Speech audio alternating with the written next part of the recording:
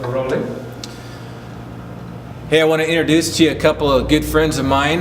This is Larry and Daryl, and they're sporting the college shirts. Oregon.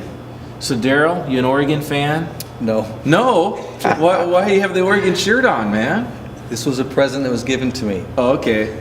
So you wear the colors because it was a... yeah, and the people around here like Oregon. So Yeah. Okay. happy. All right. Make them happy. USC. Oh yeah, fight on for Fight on. the Trojans. Yeah. Well, they come from Southern California. You come from Southern Cal. Me too. Yeah. So, pretty good rivalry there we got going on. SC, Oregon, but, I'll tell you what, right here, this is what I'm about right here. Boise State, baby. Boise State will kick both your fannies. And anyway, that's not why I introduced these two guys. I wanted to put testimony to home group ministry and what it really means to be connected and to be growing and to go. And so I thought we could just have a little informal conversation and ask you guys. I'll start with you, Daryl. How did you come to get connected with the Lord and with people here? Well, kind of stumbled across the church. We were looking for a church that I wanted to get back to, for me, a spirituality.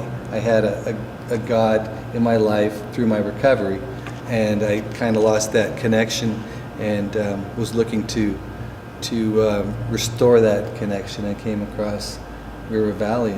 But you didn't know Jesus at the time. No, I had no idea about Jesus, and really just coming here to connect with the people and hear some messages. And What'd you notice when you started coming here? I noticed a lot of happy people, a lot of love. A lot of people reaching out, welcoming me, and just making me very comfortable to be here. Okay. Yeah. But then that was in church service, the bigger church. What about how'd you get connected into a home group? Well, I was invited to a home group, and How did that happen? Like, what, did they call you or what? No, I was actually asked at church here. At church, Yeah. Someone asked you. Okay. Yeah, I had filled out one of the forms, but I was asked in church by Okay. somebody. Okay. Yeah. Awesome. So what was it like, man? Did you come into a group? How did you come to get connected?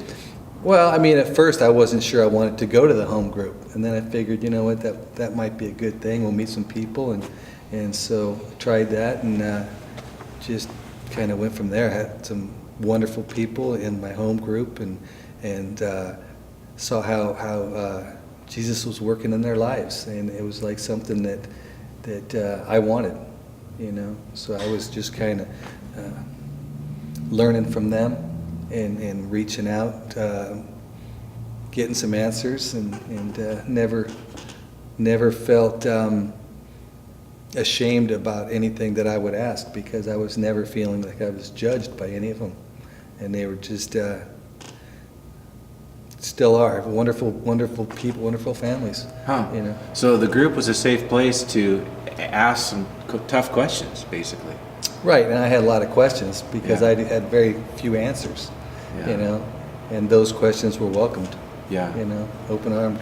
So after a while, you realized you need Jesus, right? Yeah, definitely. That was where this was all going to, and it wasn't too long. After I was in the home group, it was, I think, 4 months later I was baptized, and that was 2010, January Awesome. 2010. Awesome. Gone through some changes in the people in the home groups, but always remained friends with them, and just continue to come across awesome people. Yeah. Yeah. Cool. So Larry, how did you come to get connected? Your story's a little different. Well, yeah, my wife and I are from Southern California. We moved to the area here 7 years ago as semi-retired. And we kind of looked around at some churches trying to get plugged in, and didn't find anything that we liked. And We ended up here at RVCC about a year and a half ago, and enjoyed it, and looking for a Wednesday church. Didn't have it here, but then when I inquired that you have a home group, and I said, well, sure, let's give that a try. Got invited to a home, and we enjoy it, and it's been a growing experience. It's good to be back plugged in, and it's good to be, as you say, connected, and it's been wonderful for my wife and myself. So you were actually disconnected. You and your wife knew the Lord, but you were here in the community, not plugged in. So what kind of struggles were you having, not being connected? Well, at first we tried, and then we didn't find anything, and then it just got easier to stay home on Sunday and Wednesdays and whatever. And I started to drink alcohol too much, and my wife and I kind of got into it a little bit, and things just weren't as it was in Southern California when we were plugged in there. So once we started to come to church here, it was a healing experience for us. And once we got into the home group, it was just a growing experience, enjoying the people that we have in our group. We share each other's ills and problems, and we pray for each other, and it's just been a wonderful experience for us. So how does the home group really help you grow? Like, what are the things that you've seen change? Well, first of all, it's been a long time, approximately 7 years, that I've been inspired enough to start reading my Bible again on a daily basis, and finding some new things, such as writing in the log. And I was here probably 6 months before I noticed that the little paper, the insert that you have on Sundays, has a study in there, which is done in the home group also. And I didn't know that because my wife would get it and she'd never let me look at it. So, Daryl, how have you come to see the home group as a place that's really helped you grow? Well, if number one, helped me learn how to pray. You know, I really didn't know how to pray before, and what to focus on, how to pray for each other, you know, and support each other, you know, through, like Larry said, through some of our difficult times, you know. I've been through stuff too where I've needed support. And I forgot the question, but it was cut. That's okay. So you were talking about prayer. You're talking about support. Actually, since I know you pretty well, Daryl, I can give you some of these words. You're vulnerable at times, just to blow out. You know what I mean? Like, because there's some tough stuff you went through, and without the people in your life in the home group, so they help you hang in there during some tough times. No doubt. You know, so maybe you could pick it up with that. Also,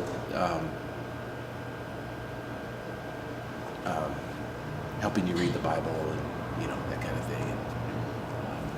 And if there's any kind of like changes in your life that you want to talk about that you've seen take place, you know, perspective changes, attitude changes. Well, I mean, as far as the, you know, the tough times, I said something about that, didn't I? I mean, yeah, you maybe did. Not, maybe not, you know, Right. the support I've got. Right. I didn't say that. Yeah, you said it. I was just thinking maybe you could have emphasized it a little bit more. How the group is there for you. Okay, I'm just trying to Yeah. put away what I said, you know, as far as learning how to pray and pray for each other. If you like lose your train of thought, or you are done talking, just look at me and I'll ask you another question. Okay. Okay. But the question was, what have I gotten out of the home group? to help you grow. Okay. Yeah. Okay. So we'll just pick up. He'll just keep talking. Okay. Well, as far as that, learning to grow through the home group, I mean, I've gone through some very, very trying times in the last couple of years and difficulties, and I've got the support from my home group, through the prayers, and there's times when I could have gone another way and just withdrawn, but I wasn't able to do that. People kept me connected, and wanted to make sure I was doing okay, always checking up on me. And those were people that were close to me from the home groups. We were getting together, not just in church but afterwards. So I had people concerned for me. Yeah. Well, what are some things outside of the group time that you guys have been able to experience that God has used, not just in the home group meeting? You mentioned outside of the group. Like, what are just some examples of that? Well, just how I think how I live my life on a daily basis, and how I respect what God has given us, and not taking things for granted. Where I think before, it was just like I would not acknowledge things, the beauty or how watching people get through their struggles. I'm just able to witness in a lot of people them getting through the struggles, where before I wouldn't have acknowledged that, So That's an interesting point. We're not going to film here because I want to maybe run with this or not. You ready to go? Okay. We tend to think of the home group time as the important time, but you guys have both experienced opportunities for growth outside of the group time. What are some examples of that? Yeah, certainly. The one example is just getting to know the guys better. Me living on the river, we're fishing. Yesterday we're having coffee with a couple of guys from the home group at the Dutch Brothers, and just being accountable for each other has been very important to us. Yeah. How about you, Daryl? What have you seen happen outside group time? Well, some of the things I've gotten involved with is just volunteer work, and through some of that volunteer work, I've met some awesome guys and developed some close relationships, and been able to spend time with them, and and on a daily basis sometimes, and learned a lot from these guys that have spent a long time, with the Lord, But and also the reward of doing, the volunteer work, how that, is helping somebody and making me feel good by helping somebody. It's just a lesson that I've learned here. As far as the go, connect, grow, go, you just alluded to that partly, Daryl, where, serving and getting involved. And what are some ways that you've seen the home group do things together, to serve? Well, we've done it, number one, on Serve Grants Past Day. We've gotten together and done some work at the school, or painted houses, and the groups have, we've gotten together food baskets and had them, taken to people, and besides that, I just say the prayers for people that have been asked, or upon our group to ask prayer for somebody that needed some help, family members or friends, Yeah. And you were a part of Serve Grants Past. Oh yeah, I had a great time. I got a crew of all women, and it was fantastic. I mean, it was a great crew, and we got a lot done. Yeah, yeah.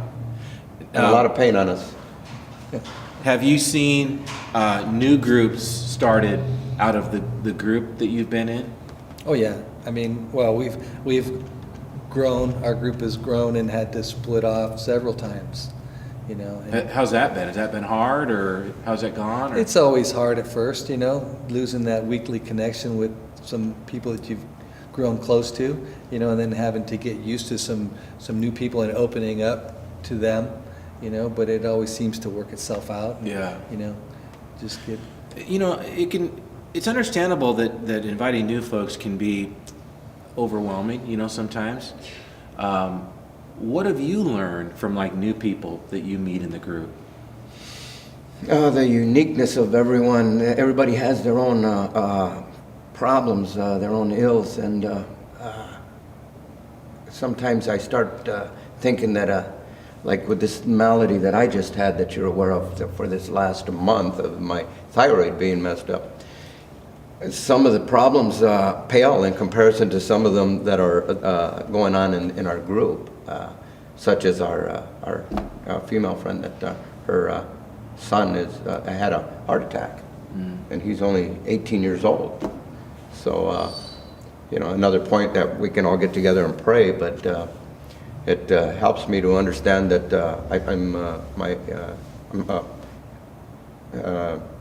here we go. I'm forgetting the word.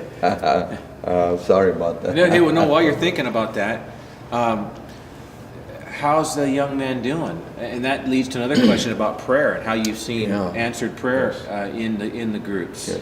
Well, with the advent of the computer, you know, we're all so tied together so fast that we can keep track of what's happening with the young man's his health, and through prayer, when we're all praying, I mean, the young man has come through, and just thank God for answered prayer. Awesome.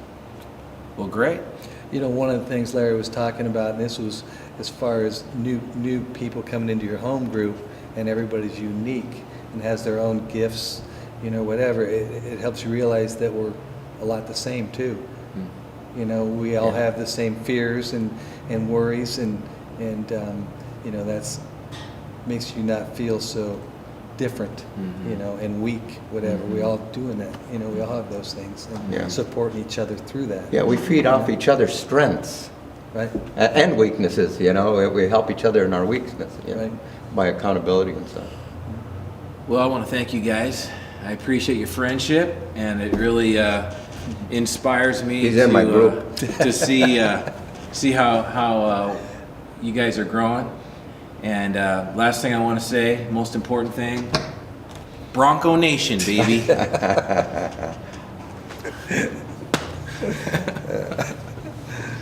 Okay, rolling. All right. Hey there, home group leader.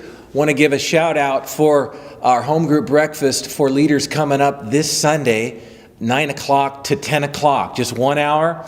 We want to feed you, want to have an awesome time. Actually, doors will open about 8:30. You might want to come a little early and get in the food line. It's always good stuff, and it's always great just to get together. We do this a couple times a year, get together to give you some nuggets, to talk about some church vision. We're going to be looking at some of the revised vision we've been talking about in the last few weeks on making disciples, connect, grow, and go. And how does that actually look in our home group environment? How do we establish a community that's not just home group attenders, but actually making disciples? There's a big difference. And so I'm looking forward to being a part of that. We're going to have some testimonies, opportunities for you to discuss and interact together. I hope you can be there. Don't miss it. Bring your assistant leader or whoever else you want to bring that you're bringing along. We're going to have a great time this Sunday, February the 10th.